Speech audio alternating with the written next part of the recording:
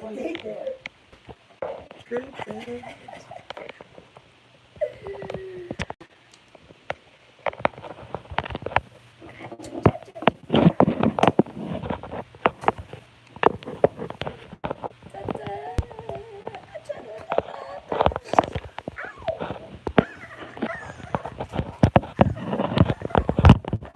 Hey everybody, it's time for the AltaCast. I am joined here by the voice of truth. Good woman. Yeah, it's been a while. We've been having our weeks on and off. We haven't seen each other. And That's crazy. That's been very a rarity this year, so I'm not going to end this year on that. Well, we're here on the AltaCast. Oh yeah, next week is like I don't think I'm gonna make it back. I'm going with Jonathan to LA to be with his family Oh, for the Christmas. family. Yeah, and so we're coming back on Wednesday because I actually work Wednesday night Oh. at Edgar's. But so we're driving back, but I don't think we'll make it by noon. But you're welcome to do one of these if you want. I will be celebrating Boxing Day. Oh, that's right. Yeah, because, my boyfriend's British Yeah, and shit. he's the British. He's the British. He's the absolutely. Well, I have a holiday gift for you. Hold on, let me scroll Oh, back. oh Yeah. no. Oh, Yeah, it's a. oh no. She bought me a present. No, I don't buy this. No, I do this like Laura Ingalls Wilder style. I like, Uh, you gave me something. yeah. So Oh. what I do every year is I try to Laura Ingalls Wilder and some stuff. I make coal for everybody. It's it's chocolate covered caramel corn and popcorn, and I candied my own. There's pecans, and there's candied Nice. almonds, and there's craisins, and then there's pot pistachios. So whenever you can pick through, it's hard. So you know what pistachios look like. They're the Yeah. little oval things. So those are where the weed is in the pot pistachios. And so I made bags of coal because I have too many people to have gifts for. And what am I going to do? So I put together, get all this Treats. stuff, I might treats. just eat one right now. Yeah. Which one should I have? It's all like it looks. It's just like chocolate covered It's- popcorn. So it looks like ah. coal, right? It looks does. Like a little bag of. Is it coal. clean coal?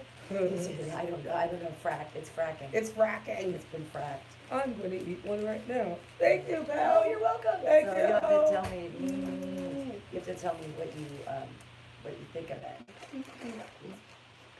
Chocolate covered Mm. caramel. Let's go. Yeah, so there's all the, it's gonna be crunchy and chocolatey and everything, and I figured everybody would wanna eat that for My holiday espresso time. too. Yeah, and cause how do you, like, also, I don't really know all these family members' names or anything, so it's like, so I made some sober coal, and I made some XXX coal, hot coal, and the sober coal just says coal. And I think that I'm being cheeky, I'm so cheeky. Sober coal. So what is happening today? We can call the president and tell him that he's a pile of dog shit. What's going on? Okay. The Vice said something. So, no, so I got the article. So yesterday I found out, well, this is a great early Christmas present. So basically what you can do is call this 1-800 number to thank our so-called president for a wonderful job he's doing. Is this some narcissistic dictator shit or what?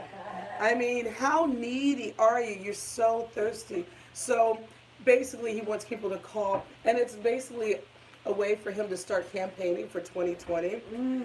Already, huh? Already.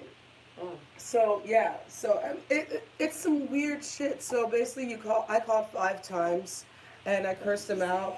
Well, the first time I called, They got your number now. Are you calling for yourself? yeah, I did. Oh my God. They already have my number. I'm That's why attached they to. texted you. They text you. Well, exactly, and social media. So my Oh. shit's already been sold. If you're a Facebook member, forget about it. They have it. Yeah, exactly. They know exactly where I am. So basically, yeah, I called 5 times. First time I called, I was speaking Spanish, and so I cursed him out in Espanol. Did you say thank for the wall? I did No. not. I just said that he was a pendejo and no habla inglés. So Then the second time I called, I just said, I just wanted to give you a great shout out to a great fuck you. What a hell of a couple years it's been. And then the other time I said fuck you. The other time I said fuck you. And the other time I said your dad really must not loved you. Oh, Fuck you. yeah. So Wow. yeah, there's a lot of fuck yous involved instead of thank yous. Mm. Like who do you? Okay, that's so weird. Do you need praise all the time? Like Well, I call mean, I Pam. like it. I know, but I it's like like, it. hey Pam, email Pam and thank her for the space all the time. That would make sense. But I mean, what does he think he's gonna get? I mean, I guess he's gonna get He set himself up for some prank calls. both sides. I Oh, don't know. and then they're asking for donations. And Oh. so here's the thing. Yeah, I know. It's another because his foundation just got shut down yesterday. Yeah, the So foundation yeah, the Trump Foundation. Yeah, basically he was a way of laundering money. laundering money and using charity because he's the charity. Right. So, Oh. so basically, it doesn't give Don't you. have to pay taxes. It only gives you like 10 to 20 seconds to say anything on the hotline. Ooh. So you can't even finish anything until it clicks off and then goes straight forward to like making donations Oh and my shit. God, that's crazy. And I'm like, y'all are so, damn, y'all 10 so seconds. thirsty. So it's like I could say, suck on my nutsack, you misogynistic fuckbag. Yeah, Oh. yeah, yeah. That's not even 10 seconds. That was like 5 seconds. Not Oh. even. Or Merry Christmas. My early Christmas present would be you in handcuffs. Yeah. And that's something else. I think that was the fifth thing that I said. Like I would love to see your ass go down in handcuffs. I'm So, just afraid. I'm afraid to call because now that they've got a list and they're going to come after us. And they're going to be like, you person who doesn't believe in the monarchy. I mean, that was a thing, right? Like back in the day when they were kings, if you Yeah. said something against the king, they'd just kill you. yeah, right? they kill Is you. that how that works? Or a dictatorship. Or a dictatorship. If you said anything bad against Saddam Hussein, like you'd be taken away in the night. Yeah. But I mean, I'm sure the lines are tapped with, and also filled with a bunch of people doing the same shit that I did. Like, it's such a stupid thing to put out there. Like, because the majority of the country does not like him. Well, no, I'm telling you, it's the polarization. It's exactly what happened in what we saw last month with the polls and the 50-50 and the reds and the blues, and that we are polarized. We are a bipolar nation. It is weird. And it's unfortunate because, you know, we're supposed to be based on a melting pot of multiple cultures and all this multiplicity. And the bummer is that we've polarized ourselves into two camps instead of having multiple camps with multiple thought processes. Socialism coming to the forefront. I know that that's scary for people, and It's already here. I can't. That's the thing. It's like I have embraced socialism, and I came from a very wealthy background, so it's possible to it's possible to have a heart and money at the same time.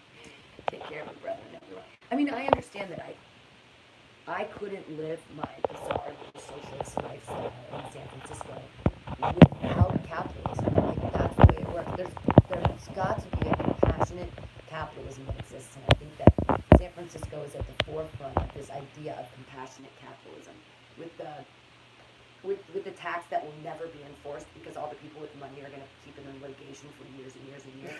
But the over $50 million taxing of large corporations who are using our city and then creating affordable housing and, bathrooms for people and safe housing and mental health and using, there's compassionate capitalism.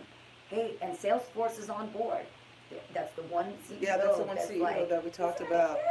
Yeah, Yeah. bring it up, great. I'm making tons. We're all making money. Let's all make. But we have to take care of everybody, and we have to have compassionate capitalism. And I think that's the new tag word. You would think, but and also on this hotline, what they talked about going to capitalism. One of the things that you had to praise him on it, his great job was how the economy is doing so well, and the how, tax breaks or whatever. yeah, Exactly, and how minorities have, he set the lowest unemployment for minorities in decades, which that's under Obama. That is not his doing. And plus, It takes a couple wages, of years for ripples to have effects from legislation. Like legislation happens, but then it doesn't automatically just change everything. It takes time for that legislation to go into action. And so it does take a couple of years. And this is a ripple effect from what Obama did. And yet he gets to take credit. It's the same exactly. thing when you're after a shitty president and everyone goes, well, Obama really fucked up. And it's like, well, he inherited Inherited what Bush shit. did. And, but like Clinton took us from zero. He took us from huge deficit to zero. We had surplus. It was the first time in years, and then but that disappeared under. But the ripples keep going. So then you're like, well, was it the Republicans' actions that put that into play, or was it the Democrats? Who this is when is responsible for what? this is when basic civics comes into action. Right, yeah. But I mean, the thing, it's there's the wage gap.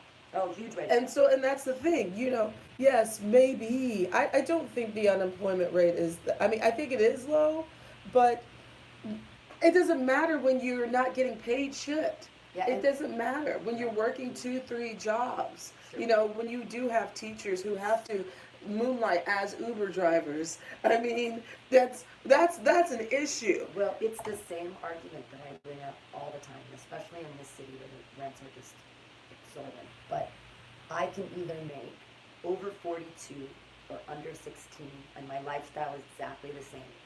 Anything in between 16 and 42 just makes my life harder. It really does. Because what I'm gonna have? How many jobs am I gonna work? And then all of a sudden, if I work too many jobs, well, now I don't get Medi-Cal anymore. And if I don't get Medi-Cal, I have to pay for my insurance. Oh my God! So now I have to have a whole job just to pay for my insurance. I mean, that's insane. So people pay over $1,000 a month for insurance. That's crazy. Even $300 a month. Like, it makes no sense to me that you have to work harder in order to be. And not that I'm not working hard. Like, I work tons and tons of hours here at Mutiny Radio, and it just happens to be my business. Whatever. But I would rather be a poor artist than a fucking slave to the economy. I mean, I can't imagine having to if I just, and there are people that have, and I get it, you work 2 jobs, 2 minimum wage jobs, and yeah, minimum wage is $15 Here. and that's great, but when your rent, when my rent is just over 1,000, and that's a steal.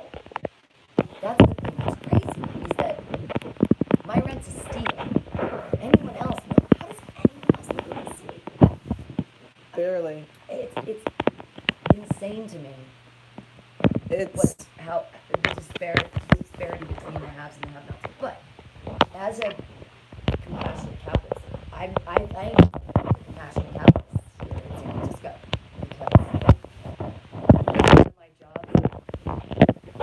there's a lady who she has to pick up her kids from school, but she doesn't have time, so I pick up her kids.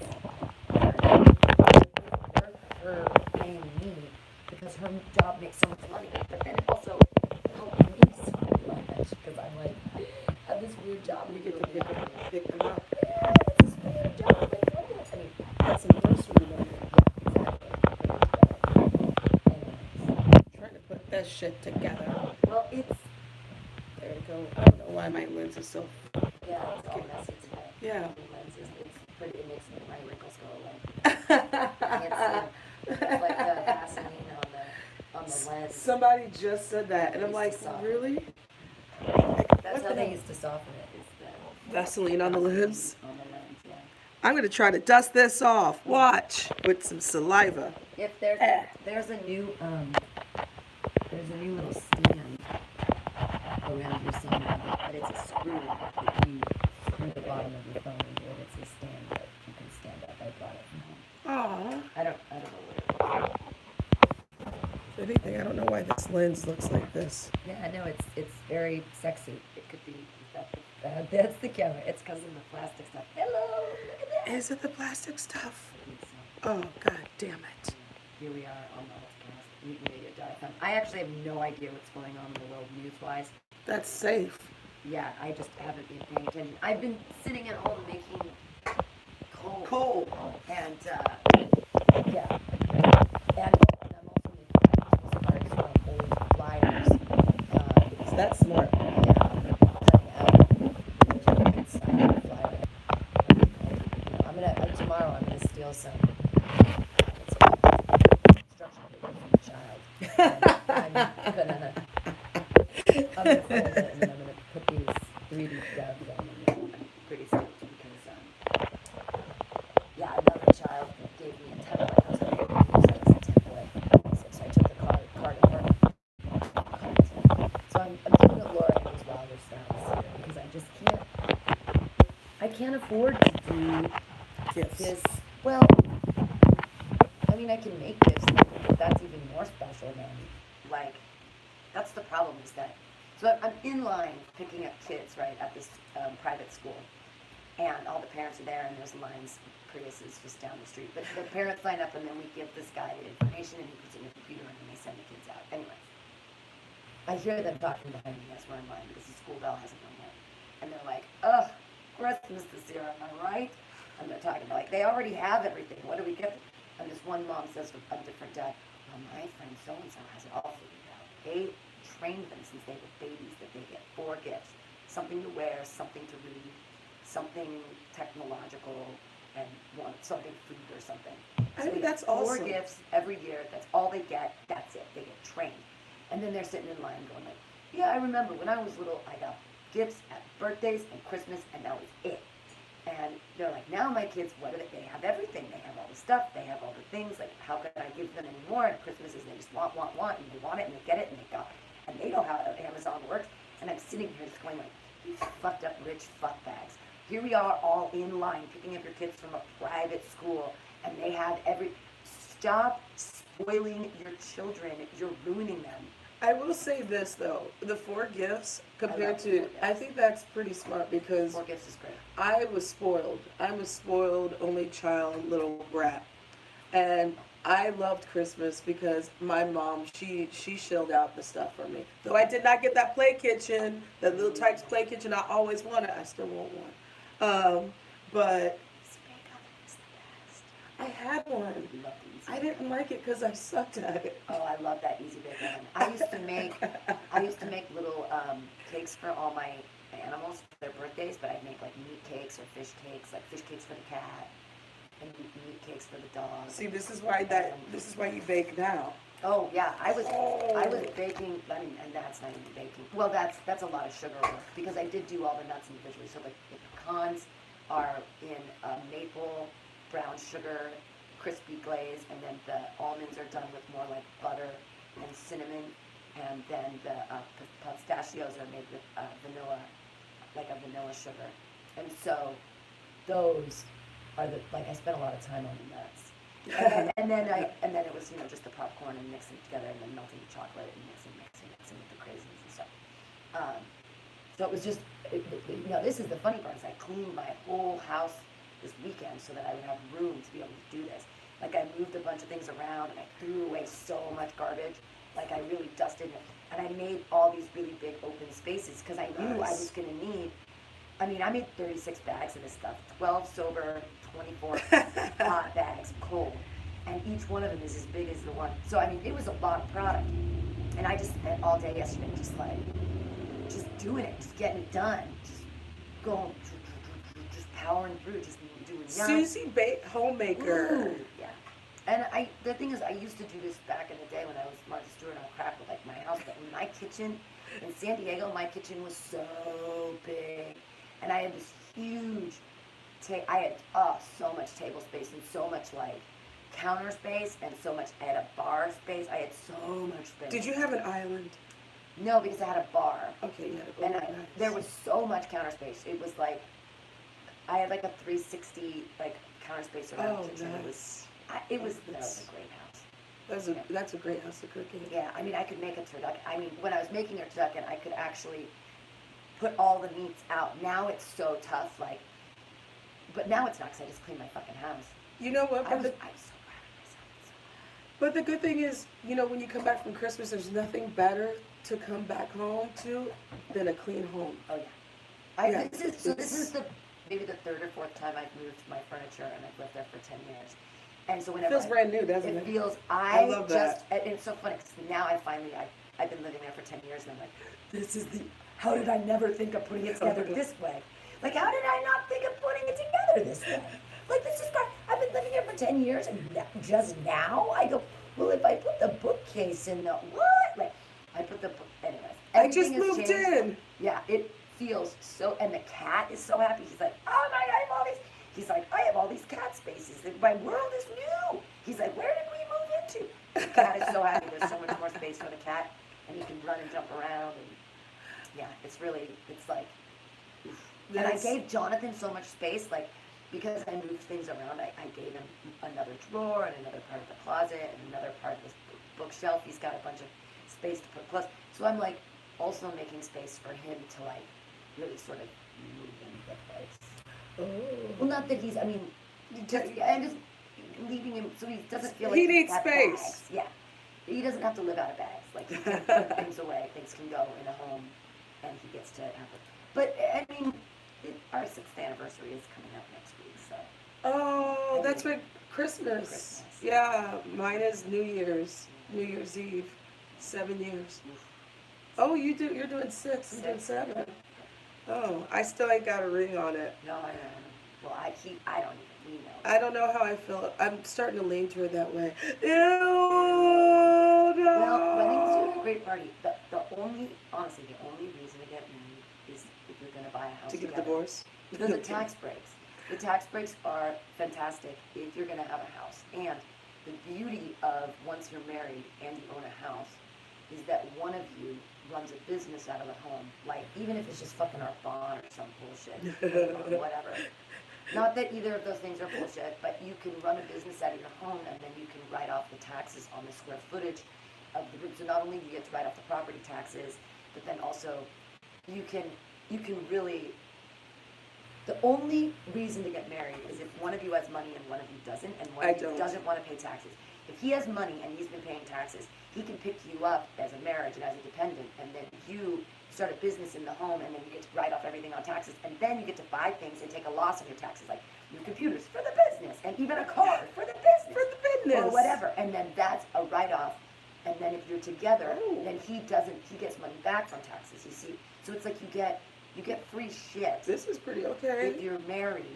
So if you're living together and you're both poor, there's no reason to get married. There's no tax. It's like, fucking don't get married. What are you gonna do? Because that divorce is going to be more expensive. Absolutely. But if you're together and one of you is poor and one of you, but then that person with stuff, you have to be like, dude, you know that when we do this, like, you're basically giving me half your stuff. I mean, I didn't do that because I didn't really want to get married in the first place. But it's a scary thing for somebody with money. Yeah, because that means I get a little piece of that You pie. get a big piece of that pie. You get 50% of that pie. You know, I'm worried about even still being single. I'm worried that I am going to owe taxes this year. I already know. I have this feeling. Of course you because Of course you are. You're poor. Yeah, exactly. You work 3 jobs and 3 jobs. And they're going to W-2 you for all those. They're going to say you didn't withhold enough. They're going to say that you got too much in tips. Yes. They're going to just Though I'm struggling. They're just going to guess this amount. They're going to guess an amount that you got in tips. They're going to say, oh, this is obviously the amount that you got in tips. Yeah. They're just going to guess an amount, and they're going to say you owe. I mean, it's really hard. It's almost like you should save quarterly taxes. Right. Put a stash away for the fact of, like, I know I'm going to owe something, Yeah. so that, Well, yeah. I always, on my W-2, have them withhold more than they should, because then I always feel safe. Yeah, I It's think I'm almost going to like do that, their change little, it. Their little bank account for Yeah. me, almost. But then that sucks, because if you're really good with money, then you don't get the interest on your own money. It is better to get your money and do something with it. Than Yeah, I let put it them away. hold it. I have a savings account, Right, so, so like, if you put it away yourself, you can at least get some interest on it. yeah. And I still pay back student loans. Yeah, see, I already know that. I'm fucked. This is my Christmas present to myself of honesty. I'm going to be fucked come tax season, which is coming up. Yeah, so I already have this feeling. Maybe it's because, the tax cuts. I don't know. This is the first year that I'm actually, things are going to look really good, I think. Ooh, good. for taxes because I've gotten a little job, and so they're withholding taxes from that. But then there's also the business, and so I think that this year things are going to look a lot better for me, which makes me really happy. That's good. It takes some pressure off. I mean, I'm trying to be an adult. It's so hard To make sure that to people, be an adult. and make sure people Yeah, pay to their pay dues. Yeah, it's I leave little notes. I'm not trying to be passive aggressive, like with my little notes and stuff, but Did you pay your dues? passive aggressive. That's Well, yeah, you have to. This shit ain't free. I wish it was. It I mean, should. if only I could have a patron of the arts and Virginia Woolf, a room of one's own. If someone could just come down and say, of course, we'll pay the, I would love to pay the rent every month at Mutiny Radio, give everyone the opportunity to create in the space without financial, food issues holding over their heads. Yes, indeed. I love Oh. Virginia Woolf and Room of One's Own. I think it's a really interesting perspective, especially at the turn of the century when men were kind of taken care of in this way. When you were going to college or whatever, they fed you and things. You had someone that, with the women's college, she has a whole thing. The food isn't as good. Like she was like, why do we have sad pieces of? They're probably trying to keep their weight down so they could catch a husband. I don't know. Well, there was a thing that women couldn't walk on the grass and all this stuff. There were very many rules about education and who had the right to education. And Upper class women. well, yes, and always men, but even upper class women weren't allowed the same thing that men were, and No. minorities weren't even. And the concept that we call people minorities, but they're a majority somewhere. 2040, we will be a majority. Yeah, I mean, Coming POC, soon. People of color, POC. That's what we should. Coming soon, Like, people 2040. of color, we're all people of color. I mean, we're white. I just Not all when of you're it- the majority. But all the language is skewed. All the language is You like the word political. racism? Right? Like the word racist? Like, for example, I had to reread the definition of what racism is because some people had called other minorities racist. I'm like, hold on. Can you really be racist? You can be prejudiced. So I reread the definition, which states that basically the majority of a culture are the ones that can be racist because you're the majority. You have the power. You have the control. Prejudice, on the other hand, is something different. Where yes, I can be prejudiced because I am not the majority, but I do have I cannot like anyone, though that's not me. I actually, that's a lie. I'm prejudiced against really obese people. We talked about our sizes and issues. Yeah, yeah. Sizes. But yeah, so when people call people of color racist, it's actually kind of not factual. All I can think of now is people with a front butt. I'm sorry. All I can think about is like, there was a dude who was getting on the bus with me, and I was behind him, and his butt, it was so big. It was the craziest body, and he was wearing sweatpants, and I was behind him, and I was just like, I was just like, whoa. It was like me. It was like 4 of me. It was like if you took a me, I'm like 125 pounds, and it was like probably 3 of me. If you would have taken 3 of me and bundled us together, and I just sat there, and I was like trying not to judge, and I was trying to be like, and then I think, how did this happen? How did you allow this to happen? How? You don't just wake up one day and you're 400 pounds. This is like a gradual thing that takes time. And like suddenly you're over 200 pounds and you're only 5'4" and you're a dude. And you're like, okay. And then you just go, what? Well, this guy was a short guy. He was like my size, but he was like, so, and he looked like he was over 400 pounds. Dude, But when you wake it up, was hard for him to walk too. oh yeah, and that's why like everyone was trying to get on the bus, and everyone was being like, one of the guys even behind me was like starting to do that, and I'm like, all right, we're all gonna get on the bus. Impatient folks. We're all gonna get on the bus. Impatient. It's fine. We're at 24th and Mission. You gotta wait for the people to get off the bus, and we're all gonna get on the bus. There's a lot of people, and this guy is 400 pounds, and he's 5'4". But the thing is, like, when heart disease, high blood pressure, hypertension, I hate to- diabetes. I hate to be like a scientist, but You're killing yourself. when do you go Fuck it. Yeah, when are you just like, you know what? And your body can't feel good. Like, okay, I I stayed home and binge watched all of the British baking shows, and I baked this awesome cheese bread with, I put a spice, a smoked Gouda or Howda, as they pronounce it, and I put that in, and it was a tight swirl. It was so good. And Wow. I basically ate an entire loaf of cheese bread that I made myself, almost the entire loaf of cheese bread. And I started to feel so sick, and the next day I was like stodgy and like until I like got rid of it. And now don't you know, I couldn't stop eating the bread, and I'm putting butter on the bread, and there's the, but like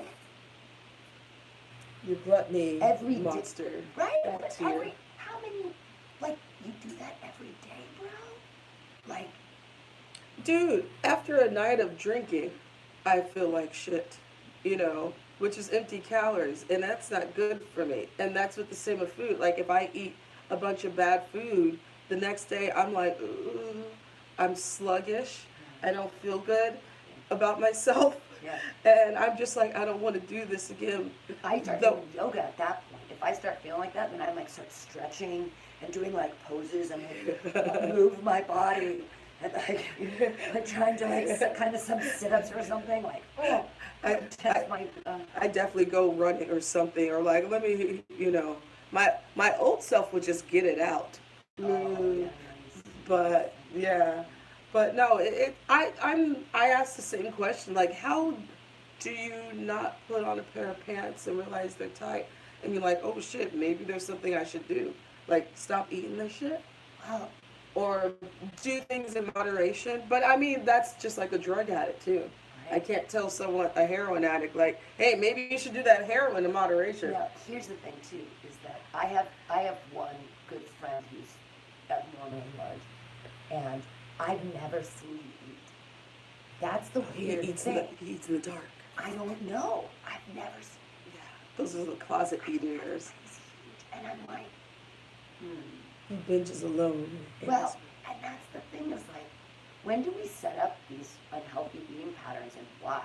And one of the reasons why I cleaned my house so much this weekend is that I watched the thing on hoarders, and I was like, oh my God, I'm a that got you hoarder. motivated. Like, oh my God, I'm a hoarder. I'm hoarding weird little.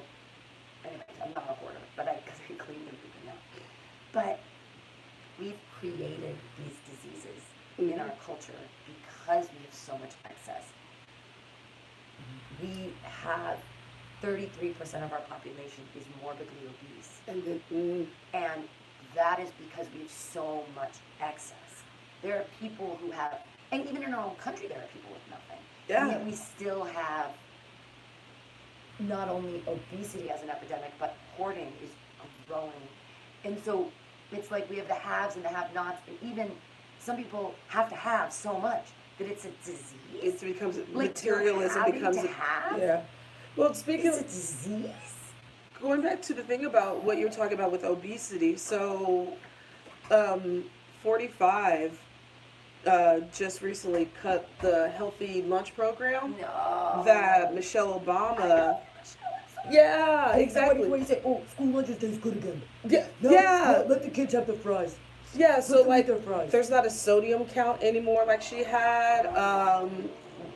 They're going back to like low-fat chocolate milk, stuff like that. Like, Sugar. so he basically dialed back on Michelle Obama's, healthy school lunch. So now, I mean, and the thing is, that's when the child obesity rate, It's 7 days ago. Here we go. He's Oh, he's yeah. definitely. and he's a Well, fat like fuck that. too. Yeah, here we go. Trump scrapping some Obama-era school lunch guidelines, allowing more salt and flavored milk in an attempt to make school nutrition standards easier to attain. Agricultural Secretary Sonny Perdue recently announced more flexible requirements. You know who Purdue is, right? Yeah. The chickens. Chicken guys. The final plan published Wednesday in the Federal Register goes into effect February 11th, 2019. It has brought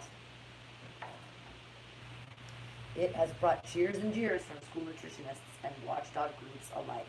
Supporters agree with Purdue that better nutrition is of no use if the students won't eat the healthier options, which is already a problem for some schools. USDA data showing the number of students eating meals at school peaked in 2010 and dropped about 8% since.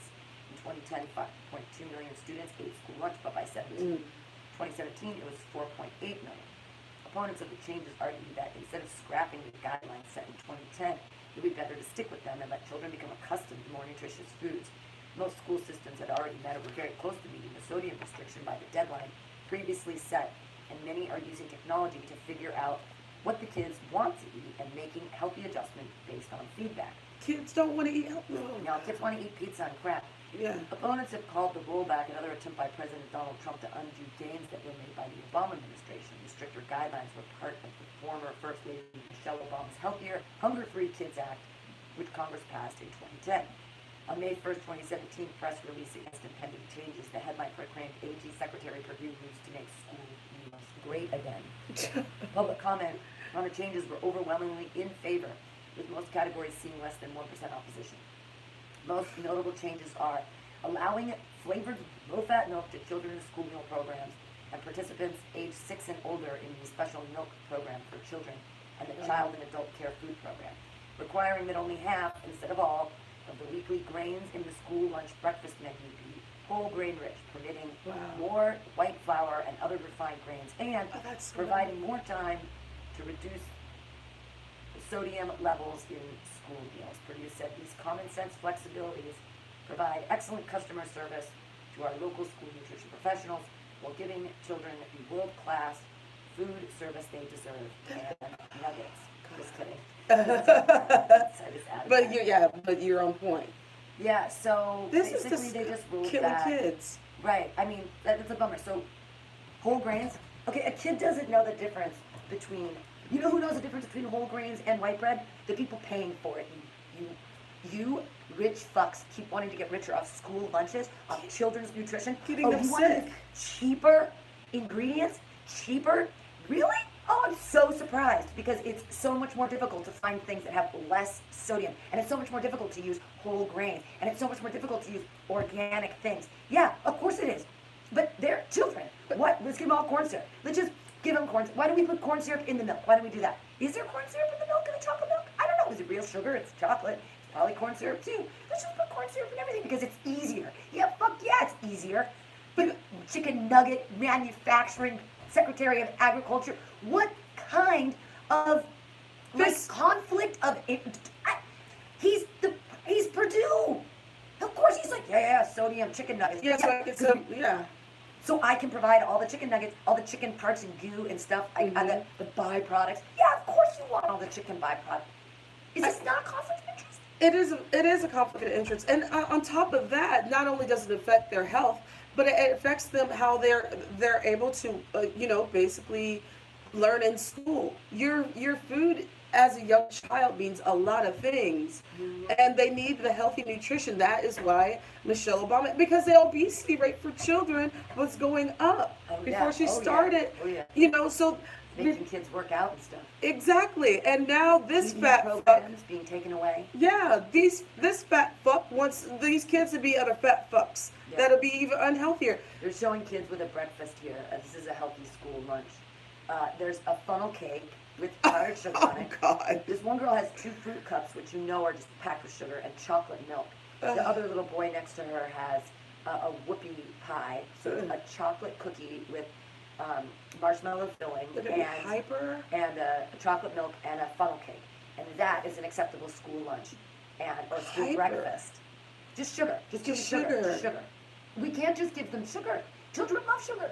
You have to give them fruit. If they want sugar, they can eat an apple or an natural orange, sugar, which has the fiber in it to run through their little bodies and has all the little parts that they need to live. Instead, kids will eat whatever you put in front of them. That's how it works because we're adults. You don't let the child choose. You choose for the child. That's how they learn. To have a better nutrition. And then on top of that, piling all that sugar and then eat the stuff that they have on that plate. is heavy, so the kid is going to be tired by 10 p.m. or 10 a.m. sluggish, doesn't want to learn shit, doesn't have the stamina to like want to do anything, or probably even want to play at recess. Sure. If there is play on recess. their phone. Yeah, if there is recess, that is. I mean, what? This is a form of child abuse again. Again, I mean, he did put kids in cages, and now he's rolling back the Michelle Obama lunch program. Like, how? So they're rolling back the standards as like not serving foods with saturated fat, packed with refined carbohydrates, and lacking in fruits and vegetables. They're like, yeah, fuck it. Purdue is like, yeah, I'm gonna make some money off this. It's so more parents need to be in an uproar about this shit. I mean, they really, really do. This is going to affect their learning process. I don't get it. This is an end of an editorial person says, as with the original requirements now under attack, it might take some time to adjust to healthier standards, but the rules are not in place for the convenience of school lunch line workers or the food industry that benefits from federal school lunch spending. They exist to help children grow in healthy ways. The government should not be shoveling junk food into poor children's plates, Yes. aiding to the all too common slide into obesity and chronic disease among most vulnerable Americans. Absolutely. Which means if they're obese by the time they're 10 or 14, that means when they get older, guess who else is going to make some money and profit off this? The pharmaceutical companies. Oh yeah. Yeah, because you're probably going to have high blood pressure. You're going to need those high blood pressure pills, or you get diabetes, and then you're going to need your diabetes medication. It's all a setup. It is all, but it's just like, really, Yeah. I just, everything is so wrong. Right, and then I just look up HuffPost and it says 14,000 plus kids crammed into mass detention. So it's like now we're just turning kids into prisoners too because we can make money off them. So we can make money off them at school lunches. People can, chicken nugget makers like Purdue can benefit off children eating shitty food. And then we can put them in jail too. Make money off that. Money off them in jail. Because if they're not buying things and they're not being a good enough consumer, now we can just lock them up. Or we can just kill them if they're black, I guess. That's like a thing to do. I don't understand that. Why would you want to kill little black people? They're consumers too. They like shoes and stuff and buying things. Are they not good enough consumers for you, America? Well, Are they dangerous consumers? Our wonderful Secretary of State, that dumb bitch, Betsy DeVos, just rolled back on basically making minority students a little bit easier to be arrested and locked up, because there's some initiative that they put out after the Parkland shooting about trying to basically arm teachers and custodians. Yeah. Giving the teachers guns. Yeah. And somehow they worked out a way to convict young children, and especially this is mostly in poor black and brown schools, for them to be easily locked up and be put away into or basically be incarcerated. The Trump administration is holding thousands of migrant kids in mass shelters. The federal government has placed most of the 14,300 migrant children in its care in packed detention facilities. Eating Purdue nuggets. Yeah, right. Decades after the U.S. stopped institutionalizing kids because large and crowded orphanages were causing lasting trauma, it's happening again. The federal government has placed most of the 14,300 migrant toddlers, children, and teens in its care in detention centers and residential facilities packed with hundreds or thousands of children. As the year draws to a close, some 5,400 detained migrant children in the U.S. are sleeping in shelters with more than 1,000 other children. Some 9,800 are in facilities with 100 plus total kids, according to confidential government data obtained and cross-checked by the Associated Press. That's a huge shift from just 3 months after President Donald Trump took office, when the same federal program had just 2,720 migrant youth in its care. Most were in shelters with a few dozen kids in foster programs. But some of the children may be released sooner than anticipated because this week the administration ended a portion of its strict screening policies that had slowed the placement of migrant kids with relatives in the U.S. So In 2 years, the population of children in detention centers for migrant youth went from 2,720 to 14,300. So almost 12,000 children have been detained and are basically in jail since the beginning of this fucked up president asshole regime. That's not called jail. It's summer camp. 12,000 children. 12,000 Brown kids. children. Children. So you're basically now you're breeding Children. you're breeding a generation to be volatile. That's what you're doing, and a generation of children to be mentally damaged, mentally unstable, Angry at the government. Yeah, So and then some of these children, when they have their day in court, they don't have an adult to accompany them. And a lot of them do not speak English, so they don't know, they don't understand what is going on. And a lot of them I think I heard a story about they had like a 3 or 4 year old, didn't speak a lick of English, obviously, and did not have an adult to accompany them to court. And they were asking this 3, 4 year old child questions that the kid wouldn't understand. That's insane. It's unconstitutional. It's inhumane. 12,000. So you put 12,000 extra kids in a program where you don't have room for them. You know what's going to happen? They're kids with not enough supervision. There's going to be rape. There's going to be there's going to be all kinds of crazy shit's going on because they're kids. There's child abuse already going on, sexual molestation. And these children are incarcerated. They're from escaping violence in their own countries and being separated from their parents. Now, this is not the first time this country's done that. This country's notorious for kidnapping and separating their children from their parents. It's called slavery. Yeah, exactly. Yeah. Oh my God. Can you imagine how traumatic that would be? But that's the same thing, being ripped away from your parents and put into a facility. It's very similar to slavery. Yeah. Because what are these kids? I'm sure they're not educating these kids. I'm sure they don't get school. Can they? They have 12,000 extra kids in 2 years. So did these all of a sudden that are here that they're detaining? They don't have who are the people that are? This is crazy. Until now, public information has been limited about the number of youths held at each facility overseen by the Office of Refugee Resettlement, even for attorneys representing the kids. The AP obtained data showing the number of children in individual detention centers, shelters, and foster care programs for nearly every week over the past 12 months, reviewing in detail the expanse of a program at the center of the Trump administration's immigration crackdown. The data shows the degree to which the government's approach to migrant youth is targeted, marking a new phase in federal program, originally intended to offer safe haven to vulnerable children fleeing danger across the world. It's been taking at least twice as long, on average 2 months rather than 1, for youth held inside the system to get out, in part because the Trump administration added restrictive screening measures for parents and relatives. That changed Tuesday when the administration ended a policy requiring every adult in the household for migrant children to provide the government with fingerprints. All still must submit to background checks, and the parents themselves still need to be fingerprinted.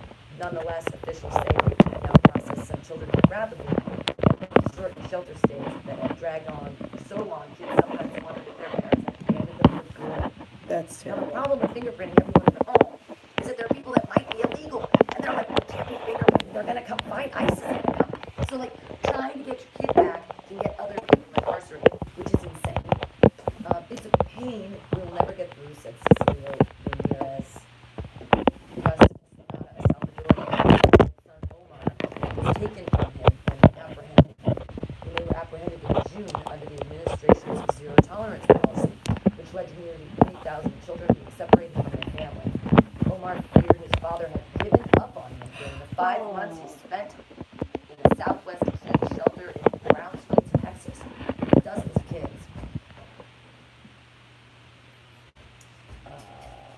Ramirez was reunited with Omar last month, only to learn that his son had been hospitalized for depression and medicated for unclear reasons and suffered from a broken arm while in government custody. It's a system that causes irreparable damage, he said. My son says they would tell him that because he wasn't from here, he had no rights. You're not a person. You're not a person. We're basically saying you're not a person. We're dehumanizing people again. We're saying you're a slave. We're saying you're not a person. We're saying you're not even a piece of you're a piece of property. You belong to the government. Now you belong to no one. You're not a person. You have no rights. You're not a human. This is so fucked up. This is so fucked up. And they're doing this to kids. They're kids. Like, His 12-year-old son comes out with a broken arm. Comes out from government custody with a broken arm. Seriously? I'm like, how do we fight this shit? This is all just stuff that's happening that we're just supposed to go like. but we need to call and thank him. But you know what? We should thank him because of our tax break. Thank you for the extra $12 I might get this year on my taxes. Thank you so much. As a poor person, that $12 means a lot to me because in San Francisco I can get a motherfucking burrito for lunch. Christ, like seriously. I know. So children have to be in jail now so that I can be a white person with all of my rights and privileges? Is that what's happening? We have to enslave people in order to keep whatever is American. This is like. But even as a white person, you yourself are not a rich white person. So I don't think. I feel wealthy though because this is a great country and I do live here now. I live a lot. It's awesome. But I feel like everybody could have that stability and that care and that feeling that they are living and creating and safe and all. That should be, everyone should get that opportunity. And I don't understand why people decided, well, some people aren't worth it. Some people aren't good enough, or if you have enough money, or if you can buy an iPhone or something. I mean, what does it mean to be American anymore? White. Experts say the deep anxiety and distrust children suffer when they're institutionalized away from loved ones and cause long-lasting mental and physical health problems. It's dangerous for all, but worse for younger children who stay more than a few days and those who are in larger facilities with less personal care. This is not a perplexing scientific goal. This is a moral disaster, said Jack Shikoff, who heads Harvard University Center on the Developing Child. There has to be some way to communicate in unequivocal terms that we are inflicting punishments on innocent children that will have lifelong consequences. No matter how a person feels about immigration policy, very few people hate children, and yet we are passively allowing bad things to happen to them. Children. Jesus Christ, you guys! We're supposed to be investing in this in the future, not mentally damaging them. Yeah, well, but they're immigrants, so we don't care because they're not people. I guess that's what our president is saying, is that some people are better than other people, and if you're from another country, you're not good enough. Even though our country was built on immigration, he's saying that you can't come here. We're gonna build a wall. Oh, he's not getting the money for that. But the thing is, like, he's not getting the money for that it's wall. blatant racism, and it's hurting. There are 12,000, there are 14,300, but 12,000 new children since his administration took office that are in custody? And what kind of facility? We don't have room for them? I'm incensed that we're passively allowing this to happen, that we're passively allowing slavery. This is why they got rid of orphanages, like, well, they still have them. They call them foster care, which can be damaging. Yeah, that can be damaging enough. But orphanages, this is why they closed them down, because there was so much abuse, so much mental illness. Can I have some more? Yeah, so much corruption as well, that they got rid of orphanages. But now, it's a hard knock life for us. But I mean, this is what this country is doing to not just brown and black kids, but y'all white kids going to get it too, because now they want to put guns on teachers. So how's that going to work? I mean, yes, you could be coming from an affluent neighborhood and still go to public school, because that's where most of the school shootings happen anyway. And I can see now that someone having an accident and one of the students gets killed. Absolutely. Yeah. Sure. You know, we were just talking about school lunches. We're talking about these 12,000 migrant kids. And now we're talking about, like, oh, by the way, to stop a shooter, we'll just arm everybody in the school. But God forbid there be an accident where Or a student. the teacher has a gun in their desk. What Right. kid isn't gonna fucking find that gun? Like they're totally gonna figure out a way Yes. to break into the thing. Kids are smart and stupid at the same Let's time. bring guns to school. That sounds like a great, but only for if you bring guns to school, someone's gonna use a gun. If there are no Yes. guns, no one will use a gun. How about that? If there are no guns, no one will use a gun. Have you heard? They will use knives. How many stories have you heard before, like where a student brings a gun from home that they found and brings it to school, shows their friends, and then someone ends up getting shot? Well, or the story of the guy who left his gun in the car and the 3-year-old. Oh, the 3-year-old. Mom. Yes, It's like- the mom was pregnant too, right? Yeah, it's happened a couple times. Hey, if you have a gun in the car and you have a kid, and the kid sees you use a gun, chances are your kid's gonna want to use a gun too. It's just like a remote. They understand how a remote works. Babies swipe left and right now. They just see it, they know it, they got it. And Yeah. guns, same thing. Adolescents and teenagers are triggered anyway because of being adolescent. Right. You know. Absolutely. And so, what do you think? It's just going to make it easier for that adolescent to be like, well, fuck this. I'm tired of getting harassed or bullied, or I hate myself. You know, I may not have a gun at home, but I sure have one at school. Yeah, I know where to get one. Yeah. That's the thing is, as a Yeah. child, I'd have no idea how to get a gun, but if you bring them into schools, now I know exactly where to get a gun. It's at school. It's at school. Administration officials said increased need has driven them to expand the number of beds available for migrant children from 6,500 last fall to 16,000 today. We're paying for this too. Mark Weber, a spokesman for the U.S. Department of Health and Human Services, which oversees ORR, said sheltering children in large facilities, while not preferable, is a better alternative than holding them for long periods at Border Patrol stations ill-suited to care for them. This is an amazing program with incredibly dedicated people who are working to take care of these kids, he said. There are a large number of children in a difficult situation, and we're just working hard to make sure they're taken care of and placed responsibly. Weber confirmed the number of specific shelter populations from the data the APP obtained. To further verify the data, reporters contacted more than a dozen individual facilities that contract with ORR to house migrant children. Reports also cross-referenced population numbers previously collected by AP and its partners. The kids in government care range in age from toddlers to 17. The vast majority cross the border without their parents, escaping violence and corruption in Central America. But some were separated from their families at the border earlier this year. The care they receive varies greatly in the opaque network, which has encompassed 150 different programs over the last 20 months in 17 states. Some children live with foster families and are treated to Broadway shows, while others sleep in canvas tents exposed to the elements amid the Texas desert. Wow. Dozens. And by the way, the people that do support this, who are fucking sick in the fucking head, you know, we're paying for this. This is our tax money. This is where it's going. I mean, if you don't care about the kids and you're more caring and compassionate about your pocketbook, this is where your money is going. This is where the money. There are dozens of interviews and data analysis AP found. As of December 17th, some 9,800 children were in facilities housing more than 100 kids. 5,405 of those were in 3 facilities with more than 1,000 youths, 2 in Texas and 1 in Florida. Texas has the most growth over the last 20 months. The number of kids under ORR custody. In April of 2017, there were 1,368 migrant children in facilities or foster care in Texas. As of December 17th, the number was about 8,700. It went from 1,368 to 8,700.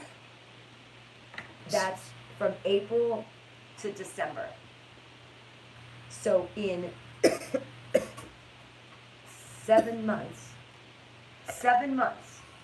it went up 400%. Because Texas hates brown people. Texas hates them. Why, Texas? Why? What job are you having? What job is being taken away from you? Because they stole Texas from brown people. Wait, it was Texas. New York had the second highest number of children, 1,653, up from 210.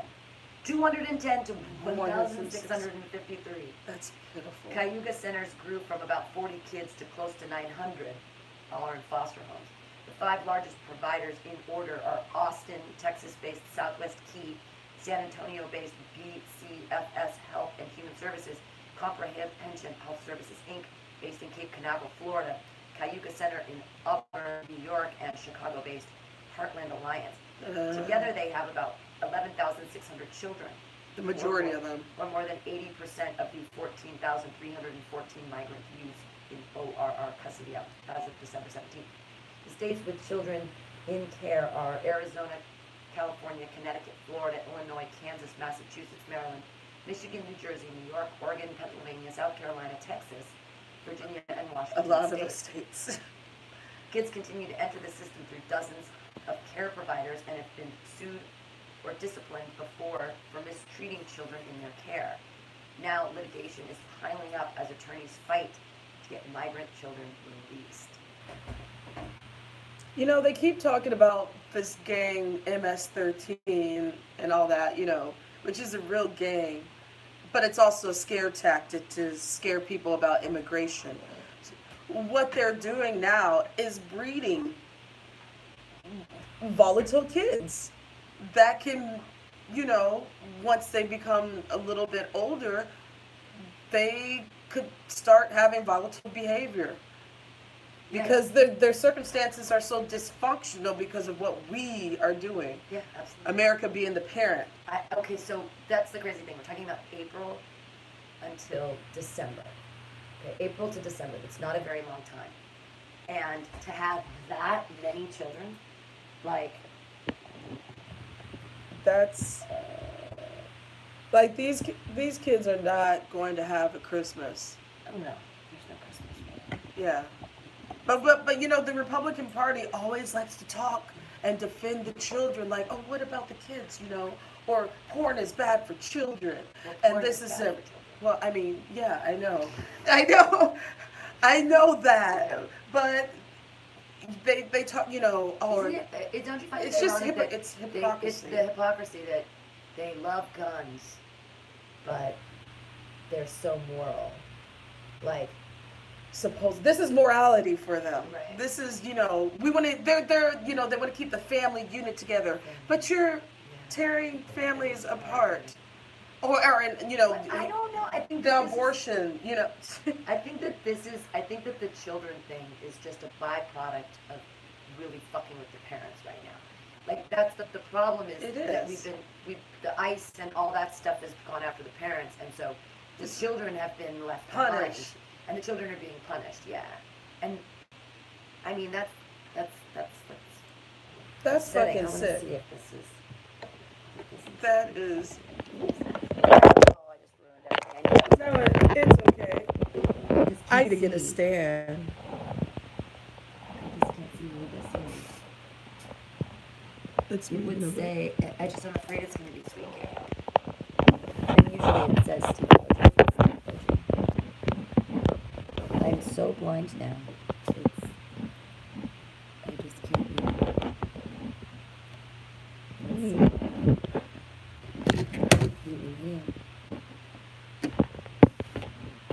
Oh, I'm sorry. I knew it would be there. I was just hoping it would be Steve.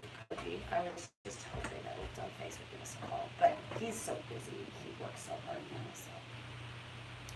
It's okay. Steve.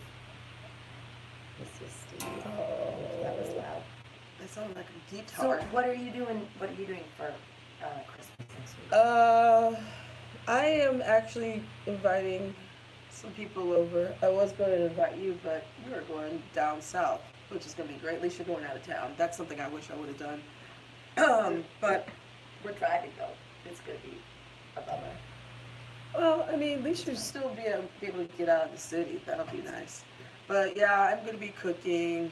Nothing eventful. I'm going to get a Christmas tree tomorrow. I'm going to go do all the, you know, grocery shopping tomorrow because I want to avoid Sunday because everybody and their mama who are staying in the town is going to be there, and I'll do a little bit of Christmas shopping.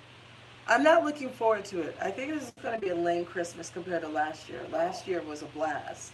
But I guess you got to have one of those years to be a sucky Christmas. Oh, well, I should say sucky. I'm being negative.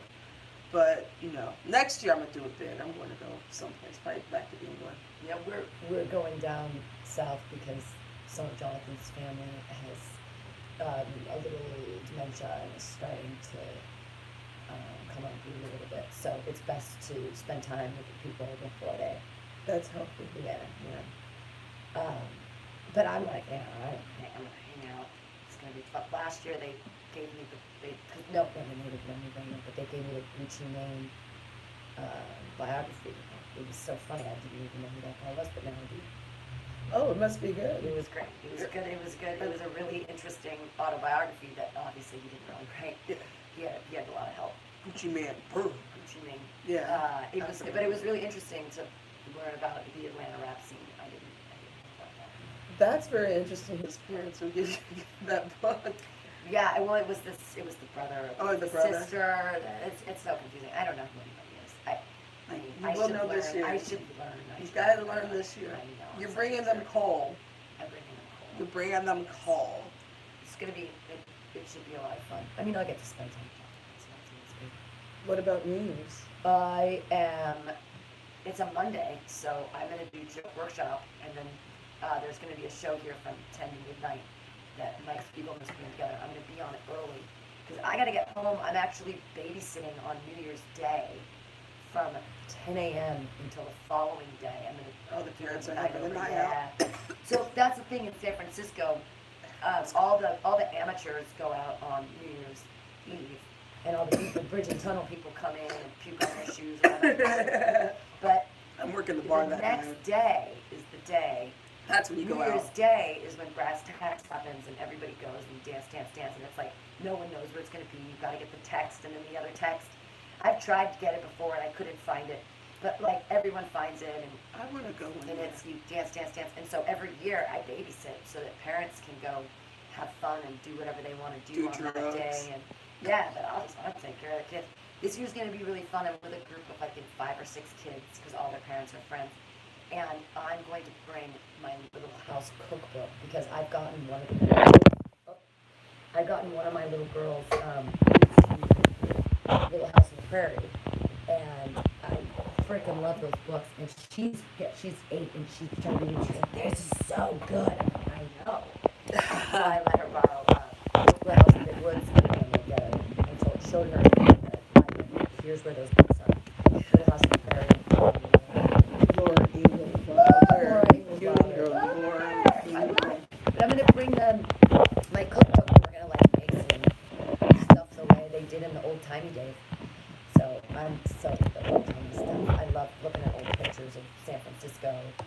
Like there's all these pictures from Borough Heights from turn of the century. I love all that shit. I love. I'm seeing still. pictures of the Mission from 1800s. I like to. I was thinking about the hooker price of back in the day. Oh yeah, 10 cents. The 10 It's cents. 10 cents, 25 cents. Yeah, Maiden 10 cents. Lane. Yeah, Maiden Lane. I was thinking about that when you were just describing. I don't know why you were talking about old timey things in Laura Ingram, and I went back. I went to prostitution and nickels and dimes. But Don't call nickel and dime to me. I can't believe this year's like over. Yeah. This is what happens when you get older, and I appreciate my parents telling me, you'll understand once you get older how this time as a child, this is your precious moment, these precious moments. So yeah, thanks Mom and Dad, I guess. But yeah, this year is over. It's gonna be 2019. That's weird.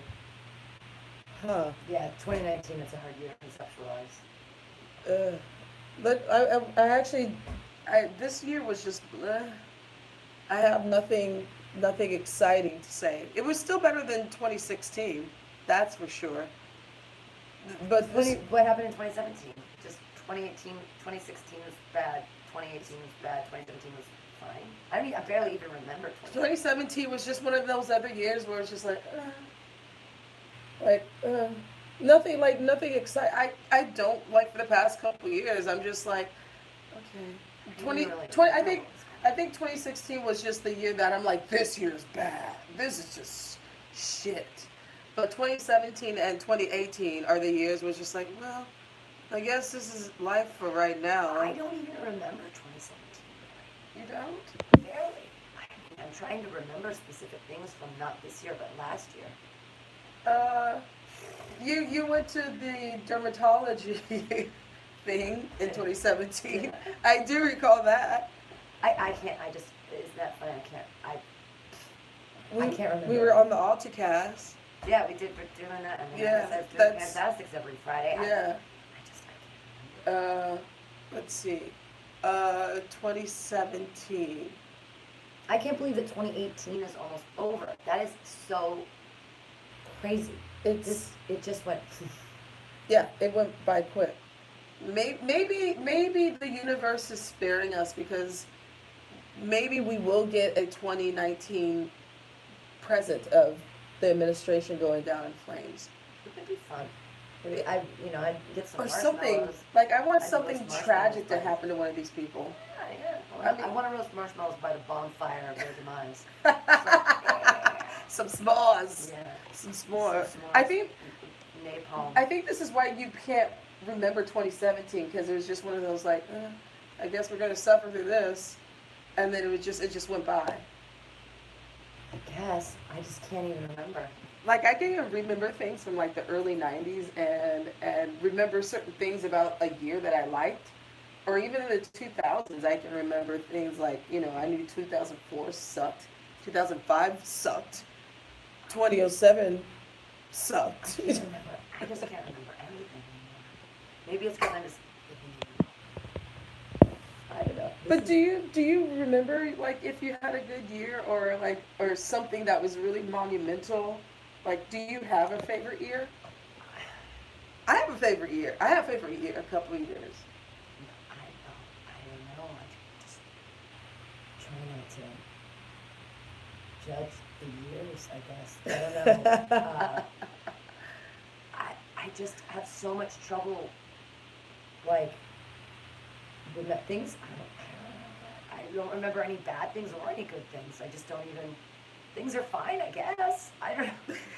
I guess I could go listen to some old AltaCasts and see what was going on.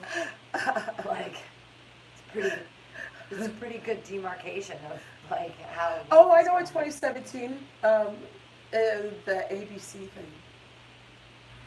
The ABC thing. Oh, that's right. Oh God. That's right. That's alcohol. But this year, that lawyer did you some justice. That was earlier this year, so that's the start of a good year. Yeah, wow, that was Francis J. Shaheda.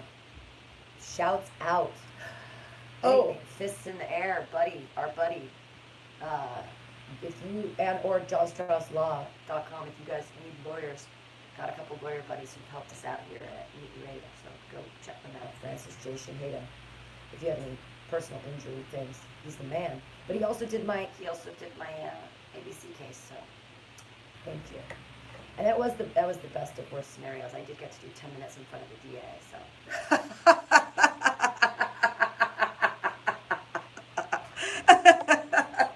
But like in the context of me on stage, I know. not like on stage.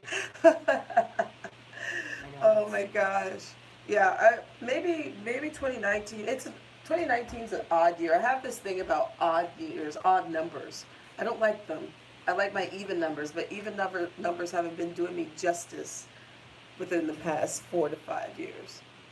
I've noticed my good years have started to happen in odd years. Like, I guess 2013, I moved here. I moved out of Chicago. I guess I can be kind of positive. And I don't know, 2015, I started to get my San Francisco life together and meet people 2 years later. And then everything from 2016 on, I'm just like, ugh. Maybe this is what happens when you get older. I don't know. Perspective? Yeah. I tried to look up 2018 news and review, and all I got is like stuff about money. And Review? oh, it's because at 2018. Yeah. Oh, there was a lot of shootings. Well, are those highlights or lowlights? Those would be highlights. They call. I'll put highlights and lowlights and it says, we'll see what they come out with. Oh, you know what? You know what was good about 2018? I will find there's something positive. We started to catch crazy white people on camera doing stupid racist shit, like that barbecue Becky bitch, and that lady at the ballpark that was denying that little girl to sell water, and the white dude that refused the lady and her son to go to the pool. White people started getting fired from jobs, so that was a good for being racist. So that's positive spin on it. I'm gonna make sure I film everything when shit goes down like that. Knock on wood. Hopefully, I don't have to deal with that. That's a highlight. No, I can't believe that I'm putting this in and Nothing nothing's yet? really coming out. It's already December. They usually start putting shit out like this Yeah, I already. know, like, Year, type in year review or something. there we go. Maybe that'll work. I don't know. Oh, you are using Yahoo, not Google. Cha-cha-cha-cha-cha. I mean, I just can't hear it. There it is. Highlights. A year review. Oh, no, this is 2018, so they haven't, I guess no one's put it out yet. This is 2018. Or no, from 2017. Okay. Oh. Expedia. What's Expedia? .com. Expedia's year in review. And this is and it's all about travel. I can't. Oh, because it's Expedia.com. It's a travel. Like, I just don't know what happened this year. What happened this year? The Parkland shooting. That happened. Let's see. Kids in cages. We already talked about that. Okay, here we go. 2018 news year in review. Finally. From USA Today. Christ. That was hard. Thanks, Yahoo. Alabama, Jeff Sessions, the Russia investigation, high-profile White House lectures, Just Kavanaugh hearings. Arkansas viral photos showing brothers saying goodbye too soon. California wildfires devastate. There you go. See, that happened last month. Yeah, Colorado, most inhumane and vicious crime. No parole for dad who kills pregnant wife and 2 kids. That's Connecticut, teacher fired for running student fight club. A former substitute teacher at Connecticut high school was fired and faces charges after the police discovered he was running a fight club inside his math class. Ryan Fish, 23, encouraged high school students 23? to physically battle as students recorded the fights and cheered. Police became involved when a social worker reported a 15-year-old student was traumatized after being robbed and beaten by his classmates. Fish was fired from his position at the school and faced felony and misdemeanor charges associated with child endangerment. Those charges will be dropped if Fish completes the state's accelerated rehabilitation program. Are you serious? In October. I love it. Matt. I love it. Math Fight Club. Delaware, virtual reality lets chemo patients ditch sterile hospitals for tranquil woods. Florida, they witnessed a mass shooting at school. Then they marched for their lives. Georgia, Brian Kemp wins. Stacey Abrams sues. While many Americans were asking who to vote for on election day, claims of voter suppression left some Georgians asking whether their votes would be counted fairly. In a close race, Democrat Stacey Abrams vied to become the nation's first black woman governor, while Republican Brian Kemp sought to maintain his party's control of the office. Kemp won, but both sides claimed foul play by the other. Abrams accused Kemp of trying to suppress Democratic votes, and the Secretary of State by removing voters from the rolls. Kemp's office said it was investigating Democrats for what it called a failed attempt to hack the registration system. And the fight isn't over. Nope. An Abrams-backed group recently filed a federal lawsuit asking a judge to order fixes to what it claims are deep-seated problems within the state's election system. Yeah. Hawaii, false alarm, ballistic missiles alert. Oh, that happened. Hawaii. I remember when we talked about that. Idaho, inspiring photo shows Idaho boy's simple patriotic gesture. They must be bored there. Illinois, he was stopping a gunman at a bar. He was shot by police anyway. Jamel Robertson was doing his job when a suburban Chicago police officer fatally shot him. The 26-year-old armed guard who was black had detained a suspect gunman at the bar where he worked and was waiting for police help when an officer who was white opened fire on him. Police say the officer ordered Robertson to drop his gun. Witnesses say they shouted that Robertson was a security guard. Robertson's death prompted cries for justice from civil rights advocates and a federal lawsuit filed by his mother against Okay. a still unnamed police officer and Meyer Dickingham, where the officer is from. And his death was just one at the hands of police in 2018. Okay, there's something I have to say about Illinois. This is a sad story that just happened. They still haven't identified the police officer's name for some fucking reason. But on another happier note, that happened in Chicago, because this happened outside of Chicago in a suburb. There was finally a police officer that killed Laquan McDonald. That happened about 4 years ago. He was acquitted, or no, excuse me, he was indicted and charged with second-degree murder. He was a police officer. Oh, good. Finally. So we got a little justice. Yeah. So I wish they would have mentioned that as well, but you know, for Chicago. it's USA Today. The- Yeah. Indiana aftershocks from Larry Nassar upend USA Gymnastics. He's a pedophile. Iowa, Molly Tibbetts went missing. Her story gripped the nation. I don't know. Kansas, Army officers adopting Korean daughter forced to leave U.S. Army officers adopted Korean daughter forced to leave U.S. The South Korean-born teenager who was adopted by her aunt and uncle in Kansas will soon be forced out of the country. What? Now retired Army Lieutenant Colonel Patrick Schreiber and his wife Sue Jin delayed a formal adoption of their daughter Hayden, in large part because Schreiber, a 27-year-old Army veteran, was deployed in Afghanistan, where he served as an intelligence officer. Following poor legal advice, his parents formally adopted their daughter a year too late when she was 17, 1 year after the cutoff for foreign-born child to derive citizenship from an American, according to immigration law. In September, a federal judge said the girl must leave the country immediately after she graduates from Kansas University. The family said if their daughter is deported, they will move to South Korea. Damn.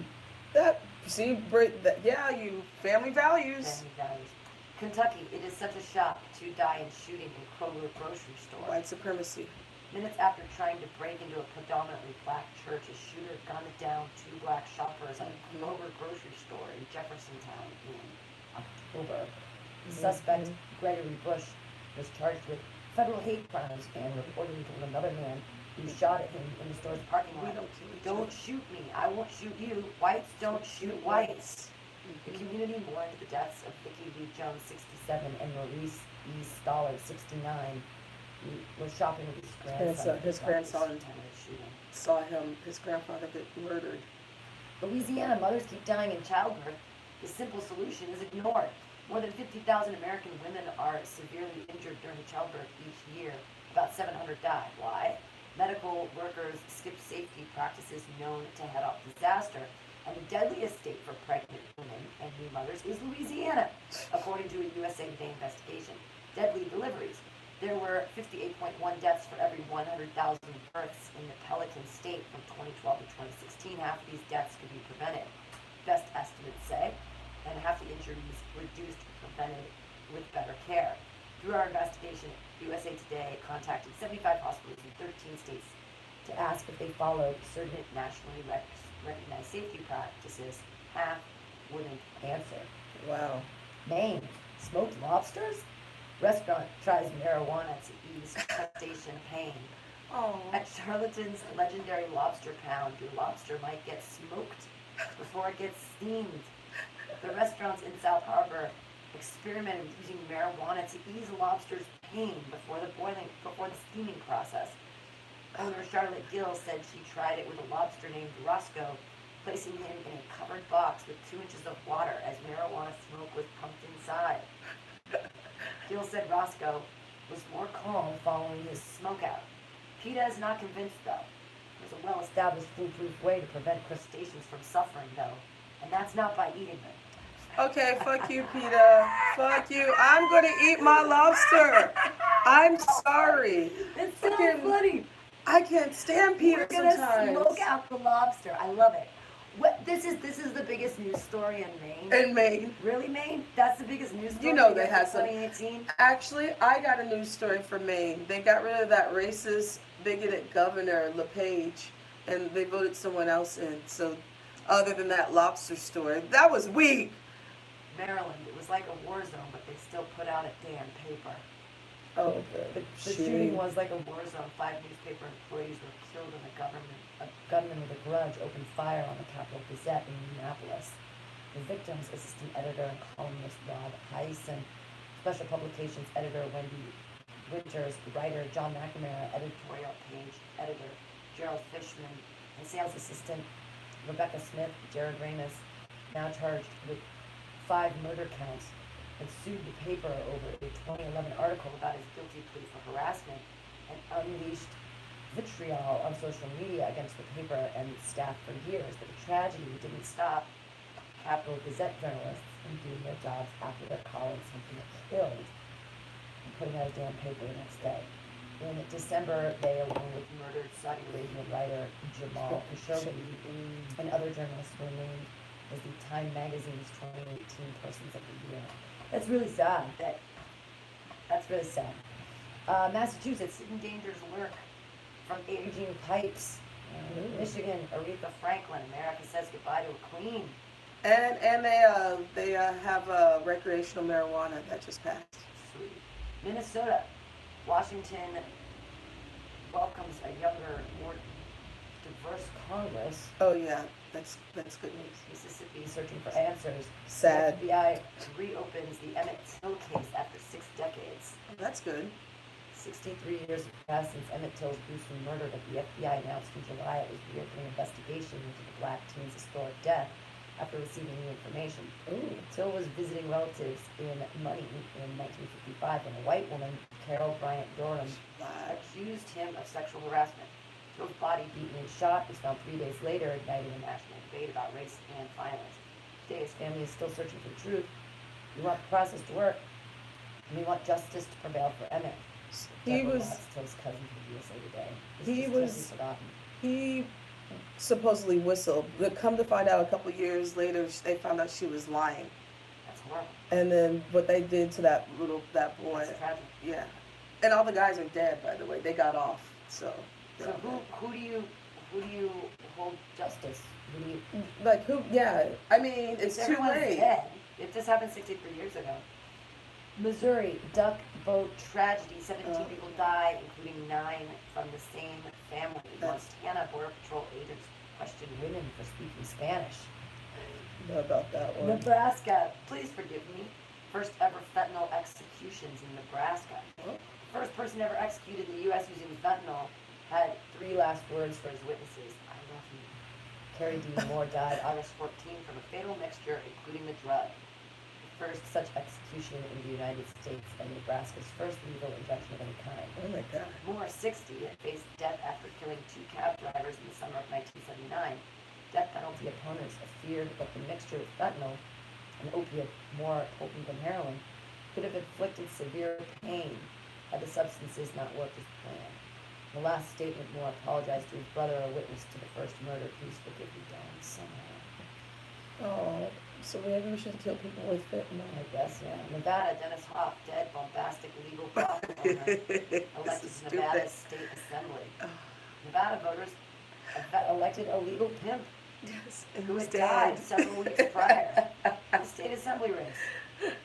Wow. Oh, by the way, and you know who he was up against? He was up against a school teacher.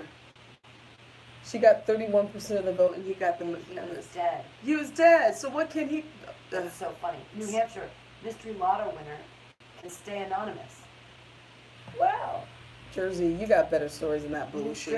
Jersey Shore is back. A year of reboots. New Mexico. Search for missing child leads to grisly New Mexico compound. Oh, where the bodies are. New York Trump Foundation to fold under pressure from state. That happened yesterday. Did President Donald Trump turn his Trump Foundation into a political tool? Allegations sufficiently support a claim that Mr. Trump intentionally used foundation assets for his private interests, knowing that it may not be in the foundation's best interest. Supreme Court Judge Salon Scarpelli said in a ruling last month that cleared the way for a civil lawsuit against the Trump Foundation. The investigation led New York Attorney General Barbara Underwood to allege Trump used the foundation as little more than a checkbook to promote his businesses and presidential campaign. The lawsuit spurred an investigation of the organizers' tax practices by the State Department, and the Trump Foundation agreed to dissolve in December. Add to the alleged tax evasion and outright fraud by the Trump family, as reported by the New York Times in October. The Times investigation sparked a separate state inquiry into Trump. Family.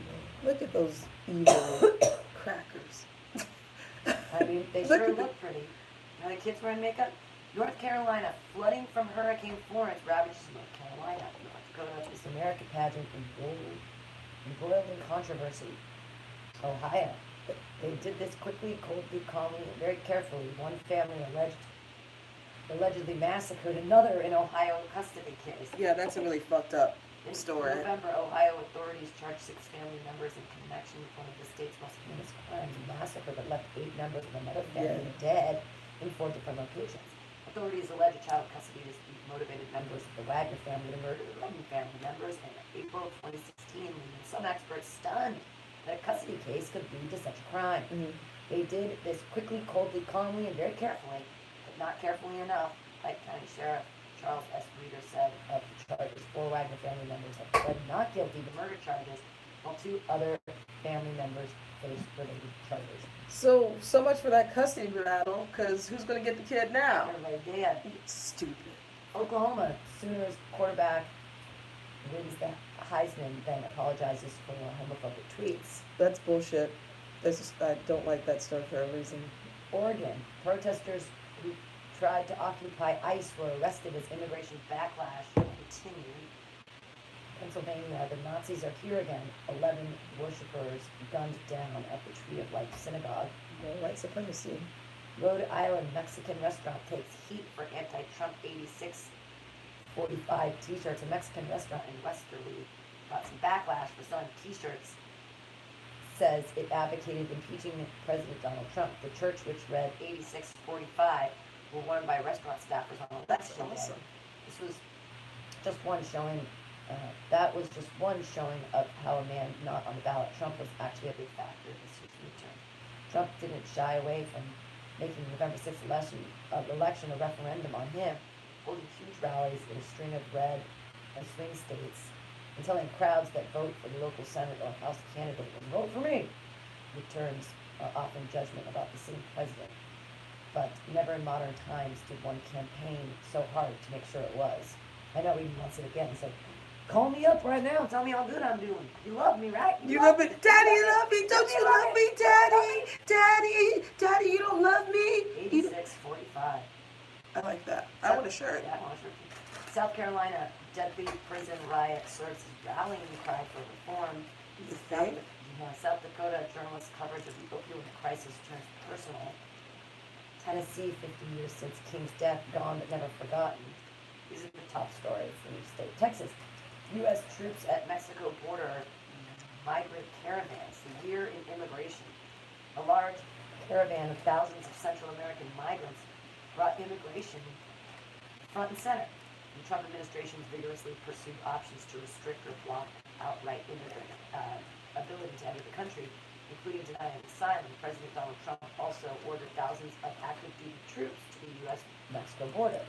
Over the summer, Trump enacted and then backtracked on ill-fated zero-tolerance policies that led more than 2,500 family separations along the border. At the time, the eyes of the world were focused on the small city of McAllen, in the town with Border Patrol's busiest station for apprehending and detaining migrants suspected of entering the country illegally. In 2018, the USA Today Network also won a Pulitzer Prize for its project, The Wall, a landmark multi-platform project that examines Trump campaign promise to build a wall at the U.S.-Mexico border. And they kept kids in cages. Shit. We just talked about Also, that was the other thing that sucked, is that Trump said, hey, people in the army or whatever, reserves, go watch the borders. When California was on fucking fire. Yes, okay, so we've got prisoners. We've got prisoners fighting our fires. And we've got people who are dying. And we've got trained people in the military He at refuses. the border He- instead of stopping the fires? And north and south. No, we have fire. Our California is on fire. And He did not instead want to of, send any troops. He yeah, did not he want put him at the border. to Put stay him there at and the waste border. time because there was the whole scary caravan people were coming. Yeah, can they fight the fires? Look, Is someone who's gonna fight the fires are out now, thank God. But who's gonna fight the but fires? over this is like the worst. I mean, over like 200 people died. That's a And the lot. houses and stuff. And this is in rural California. Ugh. Utah, U.S. Olympians trained in Utah before medaling in Pyeongchang. Vermont. Vermont legalizes. Vermont. What was that? Pyeongchang. Pyeongchang. Oh, is that Pyeongchang. South Korea. where did that happen? Pyeongchang. Where? Utah. And what is it again? Pyeongchang. South Korea. Vermont legalizes marijuana. There are now 10 states with legal pot. In 2018, Vermont became the 9th state to legalize recreational marijuana and the first to do so through the state legislature. Later in the year, Michigan became the 10th. Marijuana has been a big business, and other states have legalized it, generating an estimated $1.6 billion in tax revenue. But Vermont is taking a different approach. The state will continue to ban marijuana sales to the general public, and the law leaves open a murky question about marijuana gifting. Massachusetts legalized marijuana in 2016. The state opened its first commercial pot shops in November. Yay, pot. Virginia, Amazon chooses Virginia and New York for 2 new headquarters. So, yeah. Washington, the year people decided plastic straws suck. West Virginia, there's no incentive to stay except this is home. West Virginia teachers strike. Wisconsin, left shell-shocked by Trump's trade wars. Mm-hmm. Harley Davidson. 2 states fell into crossfires of President Donald Trump's trade wars more than Wisconsin. It's been catastrophic. Ron Palmerton, CEO of Wisconsin-based boat manufacturer, said in October, retaliatory tariffs from China, Europe, and Canada and Mexico came in response to Trump's tariffs on foreign steel and aluminum. Those trade barriers affected everything from manufacturing to farming, including the state's iconic dairy industry. Wholesale cheese and butter prices slumped in the summer as farmers faced an oversupply of milk and tensions with Wisconsin's top 2 trading partners, Canada and Mexico. House Speaker Paul Ryan urged fellow Wisconsinites to be patient with the tariffs. Meanwhile, hundreds of dairy farms closed across the state, about 430 by September. Can I They're supposed to be the cheese people. Okay, so Paul Ryan, speaking of that piece of shit, so you know who he's giving visas to, who he wants to like make sure that their immigration status is Canadians. Irish. Oh, He's that's letting the Irish in, really but interesting. but he is the same guy that won't let brown people in. He's a piece of shit. I'm glad he's leaving. Fuck you. Wyoming, Matthew Shepard's ashes find a home. 20 years after Matthew Shepard's death, his ashes found a home at the Washington National Cathedral.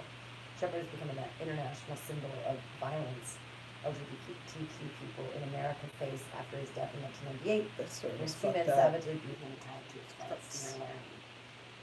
In their confessions, the assailants said they are targeted Shepard because he's gay. Since Shepard's death, same-sex marriages were legalized, as well as the ability of transgender Americans to serve in the military, etc., etc. District of Columbia. Caps claim the cup for the district. Oh, wow. Oh, really? Come on, DC. That's it? That's all you got, DC? Especially with everything that's going on? So that's the year in review for each state. There you go.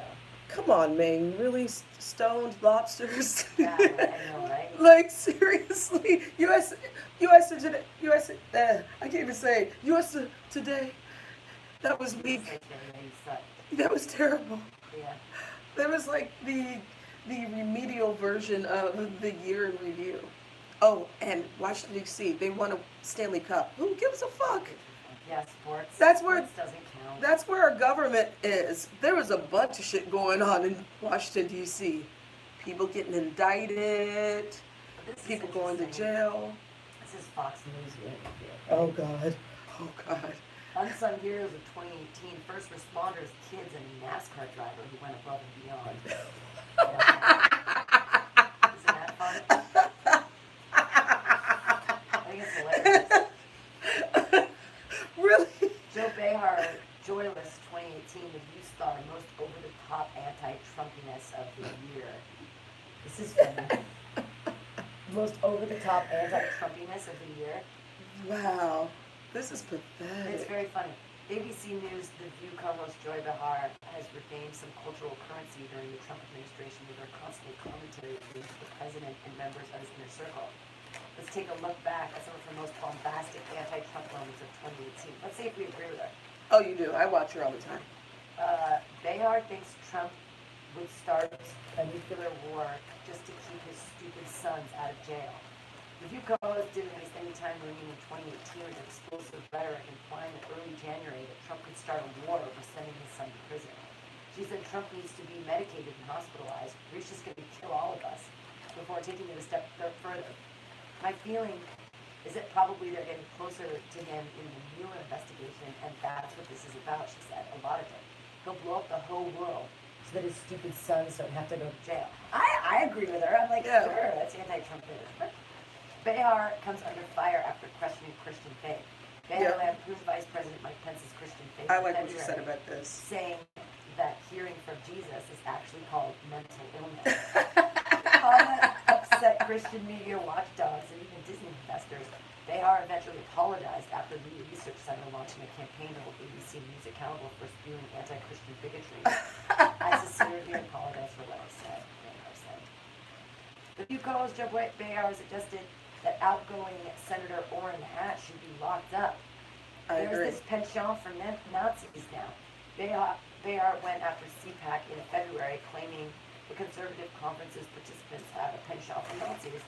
The CPAC group invited this woman from France whose grandfather was a Holocaust denier and a total fascist and a Nazi, Behar said. There's this penchant for Nazis now among conservatives in Charlottesville and the Neos, and there are good guys on both sides, and now Marie Le Pen. I mean, She's a comedian too, so she's hilarious. yeah, I mean, Behar said Kim Jong-un and Putin have more sanity than Trump. Behar caused an uproar on The View in April when she said President Trump, I almost called him President Cunt, is more hostile than North Korean dictator Kim Jong-un or Russian President Vladimir Putin. We've gotten to this point in the world now where they have to rely on the sanity of Kim Jong-un and Putin over the President of the United States, Behar said when discussing tweets sent by Trump that threatened military action against Syria. That's where we're at, Behar said. Do you think Kim Jong-un is less moral than Trump? I like her sometimes. She's I like vicious. her too. She's vicious. She's getting in there. I love what she said about Mike Pence, though. Yeah, absolutely. White men are protecting probably guilty Brett Kavanaugh. Behar said in September that then Supreme Court nominee Brett Kavanaugh was probably guilty for unconfirmed decades-old sexual assault and allegations that slammed old white men in the Senate Judiciary Committee. These white men, old by the way, are not protecting women, Behar said of congressional Republicans who stand by Kavanaugh. They're protecting a man who's probably guilty. Kavanaugh was confirmed he's now a Supreme Court justice. Behar says the First Lady was in Slovenia doing nothing before coming to America. During a September appearance on CNN, Behar mocked the First Lady, Melania Trump, saying, okay, she was a model, and now she's First Lady. I mean, come on. She's now enjoying the fruits of the American country, Behar said before commenting on the First Lady's parents. They're enjoying chain migration, which a lot of people in this country unfortunately, are not enjoying because of her husband who wants to stop it. Why wouldn't she go along with it? You know, she was in Slovenia doing nothing. I don't know what she was doing there. It's the last one I'll read. Behar calls Trump a psycho and an anarchist. Behar's October appearance on CNBC's The Beat resulted in headlines when ABC News star admitted she used to be friends with Trump, but now considers him a psycho and an anarchist. Who knew he was such a psycho? I like the guy in a way, Behar said. It's like, okay, he's a New York character. And now, you know, we know the beast. We knew him. The New Yorkers are hip to the rest of the country. But we didn't know in the way we do now. She explained that some people, including herself, thought Trump would get better in office, and now she thinks he's worse than expected. I think he's worse, the 76-year-old complained. I thought he was also a secret Democrat, and now he shows us he's not. He's not a Republican or a Democrat. He's an anarchist, as far as I'm concerned. Oh. Last one. Okay. Behar slams women who support Trump. Behar mocked female Trump supporters in November, saying Good. they don't know the difference between predator and protector. She added, because as far as I can tell, he is the only one grabbing women by the you-know-what. Yeah, there it is. I love me some Joy Behar. I love her too. That's why I watch The View. Believe it, it's a catty lady show, but I like watching it because of her and sometimes Whoopi Goldberg. Well, Whoopi Goldberg. Now, here's something interesting. One of the comedians in the Mutiny Radio Comedy Festival 2019 was on The View. That's right. Roya Sanford is coming from LA, and she was on The View doing comedy as a 10-year-old. Funny. And so funny. So funny. And at 10, she did jokes in front of Whoopi Goldberg. She sends me a submission tape, and in it, Whoopi Goldberg is laughing at her jokes. I'm like, holy crap!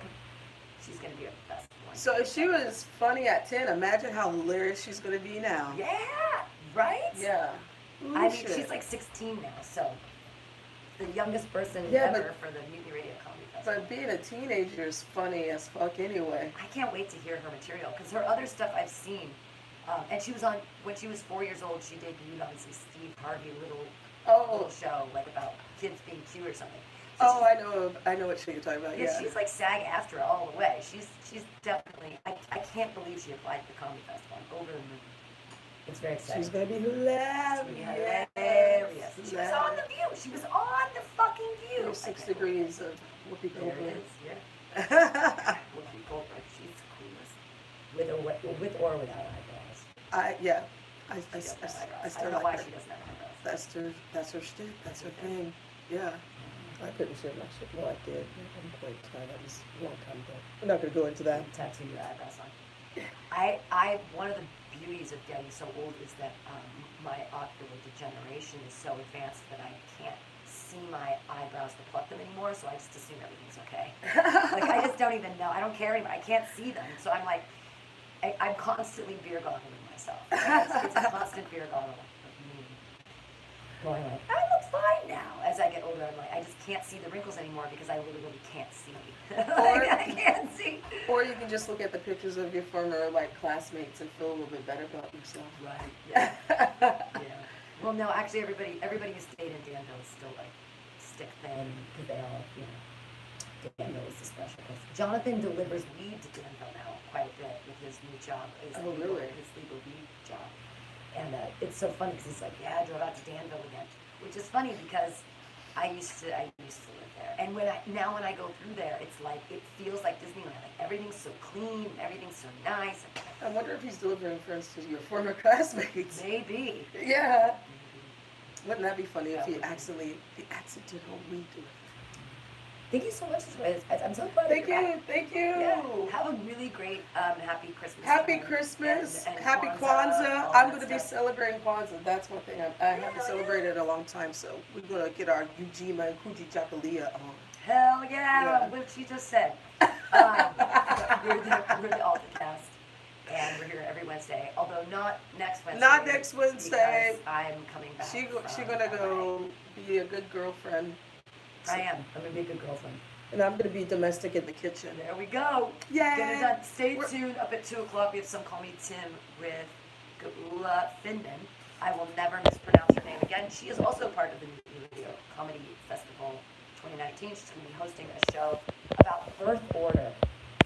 She comes from a family of 7 kids or something like that. She's little, so it's very exciting. And we'll see you guys in the new year. Yes. By 2018, you're kind of boring. And we'll see you in 2019 on the AltaCast. Hopefully you'll be in handcuffs. You can double click on that. What is that art?